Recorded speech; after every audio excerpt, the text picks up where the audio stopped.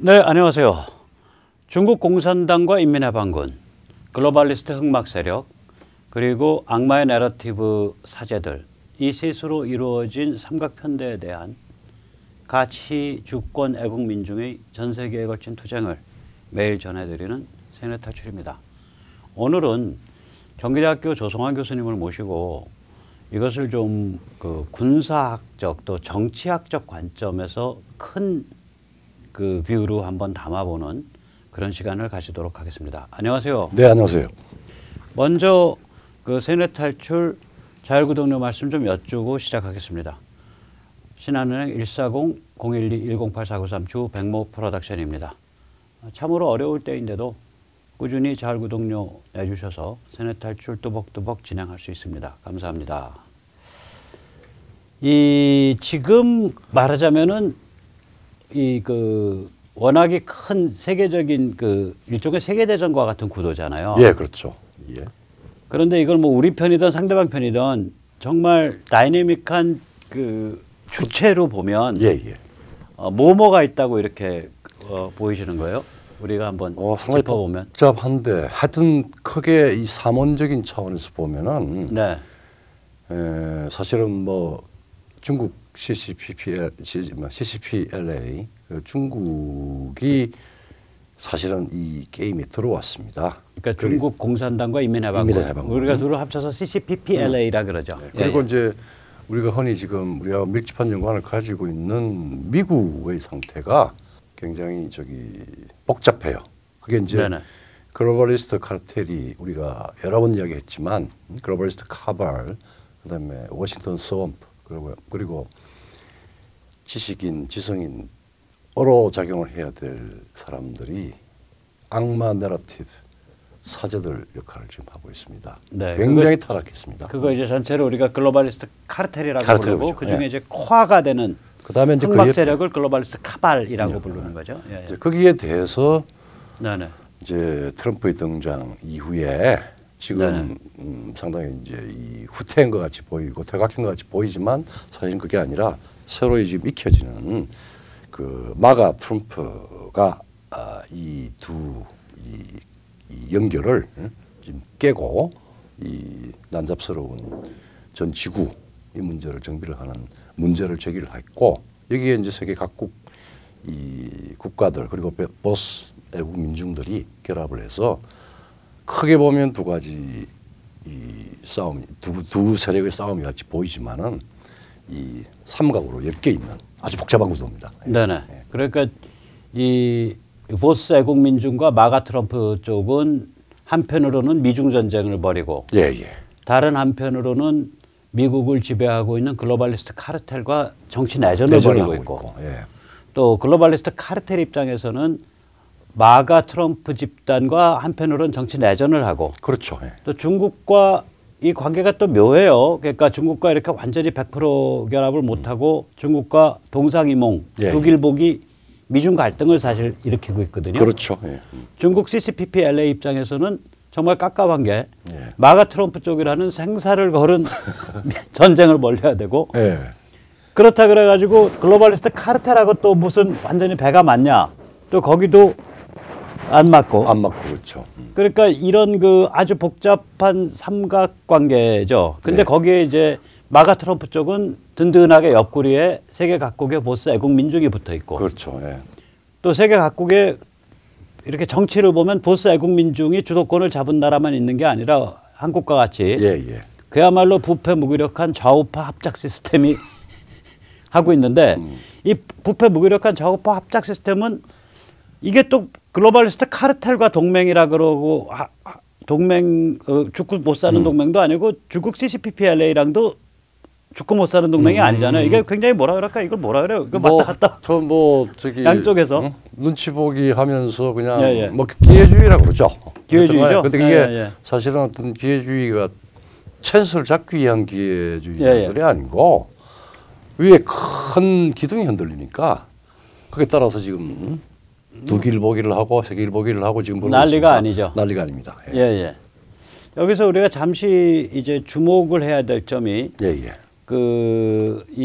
세계 각국의 보스 애국 민중과 미국의 마가 트럼프 사이에 굉장히 그 견고한 동맹적 관계가 좀 만들어지는 것 같아요. 지금 그렇게 되고 있습니다. 예. 이게 이제 대표적인 케이스가 그 파룬궁을 배경으로 하는 그 NTD TV 같은 게 또 그 신문사로는 이폭 타임즈 같은 게 미국에서 가장 많이 보는 텔레비전 채널 중에 하나가 되고 또한 그 상당히 영향력이 있는 매체가 됐거든요. 그렇죠. 예. 이제 그 NTD나 이제 그 이폭 타임즈 같은 데는 이제 그 보스 애국민중 관점, 반중 보스 애국민중 관점을 정확하게 반영하고 있단 말이에요. 한번 그래서 우리가 이 세계 각국의 보스의 흐름과 미국 마가 사이에 뭘 공유하고 있는 거예요? 그래서 사실 뭐 현대 문명의 핵심 가치를 다시 재정비하고 공고하고 섬겨야 된다라고 하는 가치를 이제 그런 태도와 그렇죠. 가치죠. 그러니까 각 국가가 현대 문명의 핵심 가치를 섬기는 그런 국가가 돼야 된다. 이죠. 미국은 난장판됐구나. 그런 이제 그 세계관과 비전을 하나는 공유하고 또 그다음에 이제 중국이 뭐 이 코로나 때문에 더 됐지만 뭐 미국뿐만 아니라 전 세계가 반중 그리고 중국 공산당과 인민해방군에 대한 경계와 혹은 혐오 이게 동시에 지금 그러니까 두 가지를 공유하고 있는 거죠. 예를 들면 헝가리의 지금 보스 애국민중 흐름이 굉장히 강하거든요. 그렇죠. 근데 그 흐름을 딱 보면 한편으로는 반중이고 한편으로는 현대 문명의 핵심 가치를 지키는 주권 국가로서 헝가리를 다시 강화하겠다 그렇죠. 그런 관점이에요. 그러니까 이게 거의 세계적으로 좀 유사한 패턴이에요. 이게 그렇죠. 거의 유사한 패턴인데 그 다음에 두 번째로 이 세계 각국의 그 보스 애국민중 흐름 정권을 잡고 있던 혹은 유력한 정치 세력이든 우리는 이제 두 경우 다 아닌데 한국은 어느 경우든 간에 이 보스 애국민중 흐름이 지금 미국 상황을 어떻게 잘 파악하고 있다고 봐요? 정확히 그 구조와 그 행동 방식을 잘 읽고 있는 것 같아요. 그러니까 저도 좀 그런 느낌이거든. 왜냐하면 지금 절묘해. 그러니까. 옆구리 푹푹 찔르면서 그 공격해 들어가는 거 보면 완전 리베로 같이 공격하는데. 그렇죠. 빅텍 공격하고 바이든한테 개기고. 일단 자국의 이제 말하자면은 보수의 관점에서 보면은 자국한테 밀려올 부분을 방어하면서 동시에 공격하는 공격과 방어를 동시에 지금 몇 가지 케이스가 지금 나오고 있거든요. 그러니까 이스라엘 아랍이 바이든의 이란 정책에 대해서 들이받고, 그렇죠. 영국, 오스트레일리아가 이제 빅텍이라든지 혹은 바이든의 미국 정책, 쿼드 정책에 대해서 경고 사인을 내고 있고, 중남미가 바이든의 국경 해체 정책에 대해서 경고 사인을. 야, 우리는 거의 노골적이죠. 우리는 그럼 인간 수출 국가냐, 그렇죠. 그렇죠. 어제 하셨는데 정말 그 눈물 나는 얘기거든. 굉장히 젊은 친구가 보이던데. 굉장한 거기 그 저기 시진핑이랑 짝짝꿍하던 친중파였어요. 근데 얼마나 절실하게 버쩍 들어가지고 얼마나 절실하겠어요. 그러니까 이제 뭐 사실은 또 이제 이 국가만 그런 게 아니라 그 아마 이거는 거울 효과는 아닌데 거울 효과일 수도 있어요. 지금 미국에서 벌어지고 있는 그 난잡한 구도 그 부분이 우리의 미래가 돼서는 안 된다라고 하는 아주 현실적인 아마 그 말하자면 인식이 있을 거예요. 그리고 지금 미국이 움직이고 있는 빅텍이든 혹은 뭐 저기 이 뭐야 아주 애매한 그리고 저기 리더십이 약화된 방식의 바이든의 여러 가지 행동 그리고 퍽 내지는 소위 해체 파괴적인 양식 이런 부분이 섞여서 이쪽으로 서남으로 밀려올 경우에 말하자면은 각 개별 기관들이 지금까지 자기들이 가지고 있었던 뭐 여러 가지 좀 문제는 있었지만 그 부분에 대해서 일정한 경계를 취하지 않으면 안 된다라고 하는 엄청난 아마 경고일 겁니다. 경고에 대한 반응. 제가 그 비유적으로 말하면 그 제가 이제 본 케이스인데 도박 중독에 빠져 있던 큰 아들이 그렇죠. 작은 아들이 이게 명문대 가서 집안의 희망이라 그랬는데 갑자기 데모를 해서 저기 감옥에 들어가 버리니까 갑자기 일체 도박 다 끊고 내가 집안 챙기겠다고 나 형님 믿고 그냥 적당히 하려고 그랬는데 이거 안 되겠어. 미국이 다 알아서 하겠지 하고 이렇게 뒤로 빠져 있던 나라들이 미국이 이상하게 가니까 야 우리가 나서서 막아야지 우리 거를 우리가 그렇죠. 막아야 된다 이렇게 나오는 거예요 이게 지금. 방어하고 추스리고 네. 다시 재정비하고 하는 그런. 그런데 이제 우리 한국은 참 이게 부끄럽잖아요. 그러니까 이게 완전히 중국과 미국의 글로벌 리스트 카르텔 사이에서 뭐 문재인 586 집단도 동요하고 있고 예. 조중동 국민의힘도 동요하고 있고 예. 시계추처럼 왔다 갔다 하고 있는데 예. 이러면 나라가 뭐가 되는 거야? 이런 나라를 뭐라고 불러요? 이거. 아이고 그게 이제 예. 이제 말하자면은 왜 우리가 저 외교할 때 그 대사가 이 파견 국가에 아그레망을 신청하죠. 그러니까 이제 말 신임을 묻거든요. 네네. 그런 이제 그런데 그럴 때 이제 이 기피 인물이 있습니다. 기피 국가. 그러니까 이제 기피 인물이 있어요. 그러니까 이런 대사는 이거 안 돼. 그러니까 그걸 이제 페르소나 논 그라타라고 그러거든요.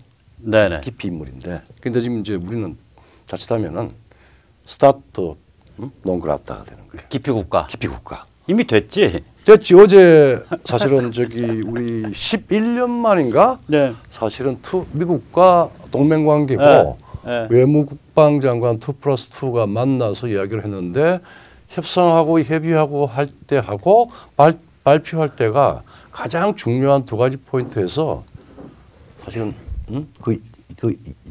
발표할 때 상당히 말을 좀 말이 마사지가 됐죠. 마사지를 했죠. 한국 측 발표가. 사실은 그래서 협의할 미국 쪽에서 발끈했다면서 사실은. 발끈하고 사실은 그저 다 지적하고 나왔고. 다 지적하고 나왔고 그게 두 가지 항목인데 하나는 이야기할 때는 사실은 북한 비핵화, 북한 핵 문제와 북한 비핵화에 대해서 굉장히 심도 있게 미국이 요구를 했던 것 같고 그 다음에 이제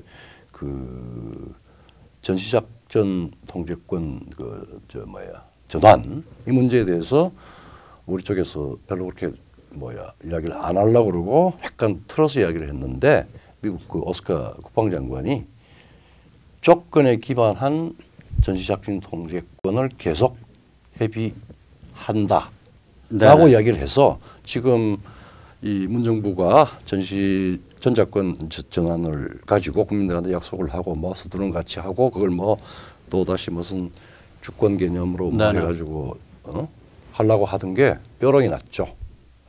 상당히 중대한 문제. 전자권 전환은 문정부 내에 일어나지 않는다. 이런 식으로 됐죠. 그래서 이제 미국도 지금 중국과의 관계 이런 식으로 해서 우리를 좀 더 깊이 합니다. 바이든까지도. 예, 굉장히 경계하고 있는 거예요. 문재인 586 정부로. 근데 이제 이게 아까도 말씀드렸듯이 저는 모르겠어요. 스타토 논 그라타. 이게 아마 저기 라틴어를 불어식으로 읽은 것 같은데. 그러니까 스타토는 라틴어를 이탈리식으로 스타토 논 그라타. 이탈리아고. 그러니까 아마 스테이트 non gracious을 거예요. 그러니까 non gracious요. 그렇죠. 그러니까 이게 품격이 없는 나라. 그렇죠. 상종하지 못할 나라. 참 한국이 이제 스타토 논 그라타가 됐습니다. 됐습니다. 저기 무슨 그 삼류 무슨 제과점의 삼류 과자 부스러기 같은 이름. 근데 기회주의 혹은 국가의 기회주의는 아무 국가나 아무 리더가 하는 게 아니에요. 일단 우리도 한번 짚을 거 아니에요. 정말 재밌는 기회주의. 이게 기회주의 끝판왕. 기회주의도 저렇게 하면 나라를 살려. 그러는 기회주의가. 아니 인류를 구했지. 의외로 우리가 무슨 파시스트라고 욕을 잔뜩 하는 저기 어디야 스페인의 프랑코입니다. 프랑코의 기회주의 이거는 정말 깊게 음미해 볼 가치가 있어요. 나 그 사람의 무슨 파시스트 일단 손에 피가 많이 묻은 사람 아니에요? 그렇죠. 내전하면서 그 사람은 그랬어요. 저기 내부의 적들, 인터널 에너미라는 용어를 썼어. 좌파 극단주의자들을 많이 죽였죠. 내부의 적들을 숙청하겠다. 발치산도 거기서 나왔잖아요. 발치산은 이제 그때 나온 게 아니라 이제 나폴레옹 전쟁 때 나왔지. 그때 나왔고 그 다음에 그거 참 그거 원래 불어로 발티장인데 그게 이제 막 번역되고 그다음에 그래서 발치산 하는데 사실 그때 프랑코 내전 때 정말 심한 인민전선 극좌파들이 그렇죠. 이제 발티장 많이 했죠. 자 그런데 이제 우리가 제가 보면 이 보스 애국민중 흐름 미국에서 이제 마가 트럼피즘이죠. 보스 애국민중 흐름, 보스 파퓰리즘의 그 근본적인 관점이 굉장히 클라우제비츠적이다. 전 그런 생각을 받거든요. 왜냐하면 이게 이제 우리가 주권이라고 하는 게 네, 예. 사실은 클라우제비츠는 저 나폴레옹 전쟁 때 참전해서 이제 전장에 있었어요. 예, 예. 그리고 그렇죠. 나폴레옹의 이제 그 강점을 본 거예요. 전략 책사인 네. 이제 말하자면은 조미니를 보면서 그때 조미니. 조미니 그걸 보면서 왜냐면 조미니를 보면서 하면은 조국 딸을 생각해. 그러니까 조미니. 조미니. 조미니가 사실은 이제부터의 전쟁은 국민국가의 전쟁이다. 네네. 즉 각 개개인이 주권자고 스테이트가 타국에 대해서 주권을 갖는 그런 네네. 국가가 아주 온전한 주권체로서의 전쟁은 이건 네. 토탈 워가 되고 네. 전체적인 총력전이 되고 총동원이 되고 그다음 시민이 국민이 네. 흔쾌히 자기 목숨을 버리는 그런 이제 그걸 전제로 한 네네. 그거 그다음에 이제 조미니의 전략사상을 아주 체계적으로 철학적으로 사실은 여러 가지 전장에서 아티클들을 막 메모하고 하고 사실은 조금 일찍 돌아가셨어요. 근데 네. 그 부인이 유고들을 다 모아가지고 그 유명한 전쟁론. 그 클라우제비치의 폼크릭의 전쟁론은 전쟁론은 부인과의 공저야. 공제가 아니고 부인의 저작이야. 부인의 저작이에요. 예. 그러니까 아이디어 대령인데 대령의 부인이죠. 그 아이디어가 예. 산발적으로 산재하는 거를 부인이 다 전체적인 편집 철학적인 일관성, 체계성을 갖추고 그다음에 역사사회학적인 이 구조화 이걸 다 읽고 배치를 한 거예요. 저는요. 네. 제가 폼크리게를 읽었거든. 네. 폼크리게를 이제 독일어도 이제 읽어보려고 시도를 했고 모르는 거 이제 그 독일어 옛날 그 독일어 문장은요. 한 문장에 반 페이지가 반 페이지죠. 근데 이제 영어로 읽다가 야 이게 무슨 뜻이지? 예를 들어서 그거 읽을 때 제일 제가 처음에 이해를 못했던 게 뭐냐면 그때는 이제 제가 영어 실력 그러니까 미국 문화 영미권 그러니까 지중해 문화를 잘 모를 때요. 전쟁은 과학이냐 예술이냐라고 던져. 그렇죠. 사이언스냐 아트냐. 그 우리 말로는 이 질문 자체가 이해가 안 되는 거예요. 그렇죠. 근데 제가 이제 그래서 이제 독일어 원문을 보니까 그것도 여전히 이해가 안 돼. 근데 나중에 그거를 가지고 이제 반출을 해보니까 역사를 다시 보고 네, 그게 아니라 그 사람들의 언어를 알면 되는데 이 사람들이 그 제국의 언어를 깊게 승계를 했잖아요. 수메르, 에집트, 그리스, 로마를 그래가지고 굉장히 철학화되어 있기 때문에 그 어떤 이야기를 할 때 그러니까 이 다이코토미 그러니까 그 선이냐 악이냐 옳은 거냐 그른 거냐 이런 그런 그 대립되는 반대말로 제시를 하는 거예요. 그래서 그렇죠. 지중해 문화권 서양 문화권에서는 과학과 예술이 반대말인 거라. 그렇지. 그렇죠. 과학은 수학적이고 논리적으로 하는 거고 예술은 감각적이고 감각과 경험적으로 통찰로 딱 때리는 거고. 그래서 전쟁을 지도하는 그 장군의 리더십이 수학적 논리적인 유형이냐 아니면은 전쟁의 이거 그러니까 지니어스 워 전쟁을 잘 이끄는 전쟁의 천재성이라는 게 그런 내가 예를 들어서 그런 구절도 멋있었고 또 하나 굉장히 그때 읽을 때 감명 깊었던 게 뭐냐면 그러니까 valor 그러니까 용맹 겁대가리 없음과 용기 카리지를 구별하더라고요. 그 구분하죠. 그러니까 겁대가리 없으면 이건 체질이야. 체질이야, 맞아요. 근데 용기는 아무리 겁이 많은 사람도 책임 앞에서 안 물러나는 게 용기다 이거예요. 그러니까 그 책이 그냥 단순히 전쟁에 관한 무슨 기술서가 아니라 가만히 읽다 보면 그 피비린내 나는 전쟁터의 실존적 상황에서 다져진 인생에 대한 통찰이 군데군데 박혀 있어요. 그러니까 인생은 항상 서로 대립되는 두 개의 현실 속에 자아가 항상 있는 거예요. 그래서 그렇죠. 처음에 딱 들어가면은 이제 우리가 논리적으로 사이언티픽하게 전쟁을 생각할 수 있는 유형 그게 절대전이라고 그러고 네. 그다음에 현실 속에서 막 일어나고 있는 그리고 시대와 우연에 의해서 지배되고 예, 문화에 의해서 지배되고 현실의 여러 가지 마찰에 내가 논리적으로 선멸을 생각을 했는데 전격전을 했는데 현실에서 마찰이 생기는 것 이것들을 고려를 안 하면은 퍽 갔다가 나중에 이야기하겠지만 우리 모스크바 갔다가 기후하고 싸움을 한단 말이에요. 추위하고 싸움을 하고 이런 것들을 말하자면 하고 그다음에 이게 클라우즈비치가 재미있는 게 우리가 되게 이제 현대 서양 사철학은 되게 이제 좀 헤겔리안적인 그러니까 세계의 명제를 가지고 정반합하고 항상 이렇게 하는데 이 클라우즈비치의 논증은 칸트를 많이 닮았어요.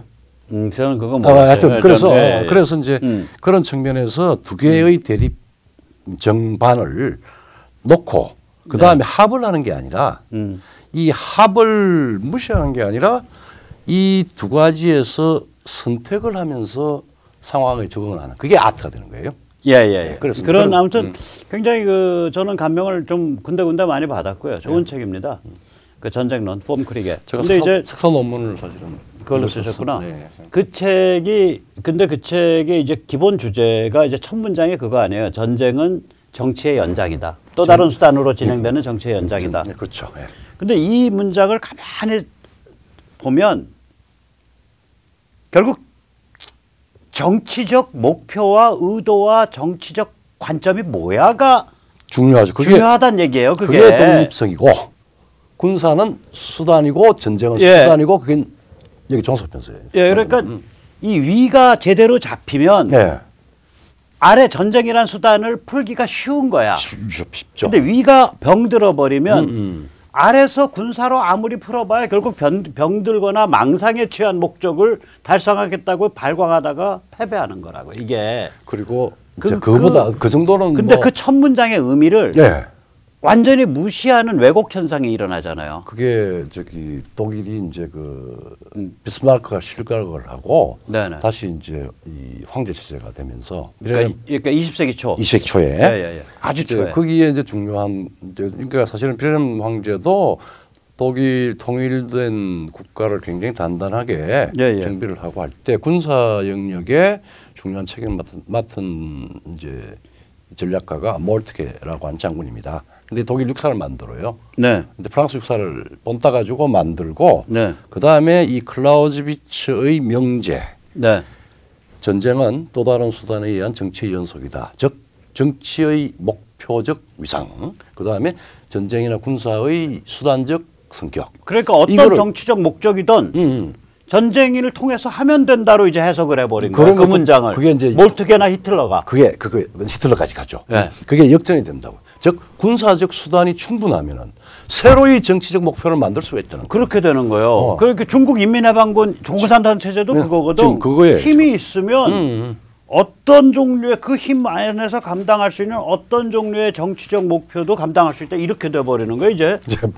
행인지 불행인지 모르겠지만 중국은 중국 제국의 영광을 재현하겠다. 근데 클라우제비치는 절대로 그런 게 아니라 클라우제비치를 쫙 읽다 보면 그게 아니라 굉장히 마키아벨리적인 데가 있어요. 저는. 그럼요. 그러니까 뭐냐면 클라우제비치를 읽다 보면 결국은 큰 틀은 정치에서 잡히는 거다. 정치적 비전, 정치적 가치, 정치적 제도에서 잡혀서 거기서 나오는 정치적 의도가 큰 틀이고 거기에 따라서 군사적인 전략, 그다음에 전투의 패턴, 그다음에 정말 대회전의 그러니까 승부 결정을 하는 최종 승부처 이렇게 해서 이제 말하자면은 그렇게 되는데 최소한 이 절대전으로 생각하면 모든 전쟁은 승리를 위해서 해요.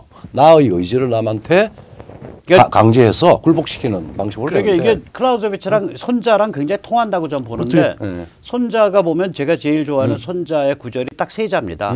병, 즉, 흉. 그렇죠. 그러니까 군사는 흉이다 이거야. 그러니까. 군사를 덜 쓰고 이기는 게 이기는 거다라는 얘기를 하는데 그렇죠. 결국은 군사 행위에 대한 정치의 우위거든. 우위죠. 그러면 정치의 우위라는 얘기는 이게 우리가 정치의 근본 문맥과 비전과 세계관과 정치가 섬기는 가치가 뭐야? 이거를 고민을 하라는 소리가 되고 클라우제비치도 저는 사실은 그렇게 해석할 수 있다고 봐요. 그런 의미에서 우리 가치지향 애국 민중 운동을 하는 사람들이야말로 그렇죠. 클라우제비츠의 직계 정통성을 계승했다 이거. 그렇죠. 우리는 정치를 중시해요. 그렇죠. 정치를 중시한다는 얘기는 우리가 주권 국가를 강화할 거냐 말 거냐라는 굉장히 근본적인 문제. 그렇죠. 그러니까 마키아벨리 이후에 500년 이상 된 근본적인 문제를 우리가 다시 끄집어내고 그다음에 만약에 주권 국민 국가를 강화하는 방향으로 우리가 그걸 선택을 하는데 그러면 그 국민 국가가 어떤 가치를 섬기는 국민 국가냐? 이거를 본원적으로 끄집어내서 그거를 종교 개혁과 르네상스까지 들이대는 거거든요. 그렇죠, 맞습니다. 그 가치의 원천을 개인, 자유, 진실 이거 다 종교 개혁과 르네상스까지 가는 거거든요, 최소한. 근데 종교 개혁과 르네상스는 한꺼번에 생긴 게 아니라 그 뒤에 수메르 이후에 5,000년이 깔려 있는 거예요. 그게. 그렇죠, 맞습니다. 최소한. 그렇죠. 그다음에 이제 더 나가서 주권 국가 그러한 현대 문명의 핵심 가치를 섬기는 주권 국가를 강화해 나가는 것이 우리의 관점이라 정치적 관점이라고 한다면 그런 주권 국가들 사이의 관계는 어떤 거냐? 그다음에 그거를 생까는 나라 중국, 베네수엘라, 북한, 이란 이런 애들은 어떻게 처리해야 되는 거냐? 이런 문제를 근본적으로 고민한다는 점에 있어서 우리야말로 클라우제비치의 적장자예요. 그래서 이제 자랑스럽게 여기십시오. 그리고 지금 다 이 아주 그 위대한 군사사상가인 클라우제비치의 적장자들이십니다. 우리 세뇌 탈출 시청자님들은. 그 이제 또 많은 분이 저기 손자병법도 이 언뜻 보기에는 굉장히 그 잘못 오용할 가능성이 큽니다. 그거를 말하자면 전술적 차원의 여러 가지 원칙을 아까 병적흉이라고 하는 군사 전쟁 철학의 가장 근본적인 문제 그걸 빼고 대개는 손자병법의 전술적인 내용은 기만술이거든요. 근데 클라우제비치는 기만술이라기보다는 국민국가로서 내부적인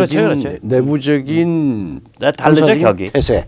그다음에 뭐 불가피하게 전쟁이 있다 그러면 이 전쟁을 어떻게 정치적 목표에 맞추어서 통제하고 그다음에 또 재밌는 거는 우리 또 한국은 뭐 한참 군사 통치 경험이 있어서 또 막 뭐 문미나 뭐 이러면서 했는데 클라우제비치가 제일 강조하는 게 인적 사람의 요소인데 그게 제너럴십이라는 게 있어요. 즉 장군은 말하자면은 리더십. 전술 차원의 전투가 아니라 정치적 목표와 군사적 전략 사이의 합일성을 만들어주는 그 중요한 이제 말하면 리더예요. 그러니까 장군들은 정치가들인 정치 영역이나 혹은 국가에서 정한 즉 컨센서스를 만든 정치적 목표에 대한 아주 높은 수준의 이해. 여기 풀린 장군 같은 사람이 이제 그런 사람이에요. 이제 제너럴십 장군은 장군으로서의 그 말하면 정신, 행동, 마인드가 있어야 된다. 뭐 이런 이야기를 참 저기 뛰어난 이 전쟁 전략습니다. 저는 그래서 요새 이제 진행되고 있는 상황을 보면 이 마가 트럼프 진영 혹은 그걸 둘러싸고 있는 전체적으로 보면 이제 그 세계 각국의 보스 애국민중 진영과 그 다음에 아까 말씀드린다시피 중국의 중국 공산당 인민해방군 이 한 무더기, 그 다음에 미국을 중심으로 있는 글로벌리스트 카르텔이 한 무더기 이렇게 3자 사이에 지금 이게 벌어지고 있는데 저는 이게 이제 대회전 승부 결정이 되고 있다고 보거든요. 사실은 뭐 대회전이라는 게 이제 승부를 결정짓는 그 전투를 대회전이라 그러죠. 결정적 혹은 싸움이죠. 그게 저는 2022년 내년 중간 선거가 될 거라고 봅니다. 그래서 그림으로 나타나면 이렇게 되죠. 우리가. 저게 이제 참 저거 우리 백모습 저 그린다고 아주 재밌었는데 우선 여러 가지 이제 전투를 끌어들입니다. 여러 가지 요소들. 알렉산더가 페르시아군 깰 때도 저렇게 깼어요. 그러니까